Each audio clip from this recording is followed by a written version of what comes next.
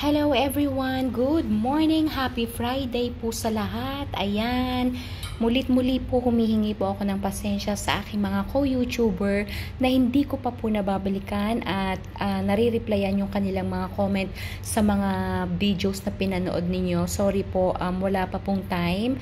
Ayan, share ko lang po yung niluto kong breakfast for today, arroz caldo with chicken and egg. Ayan, sa mga nagtatanong po, kung ano ba talaga ang nauna, manok or itlog, ako na po yung sasagot, manok. Kasi nauna ko na pong kinain yung manok at nahuli ko pong iluto yung itlog. So ayan, legit po yan. Sa lahat ng mga nagtatanong kasi marami po tayong nako-confuse kung ano ba talaga, manok ba or itlog. For me po is manok.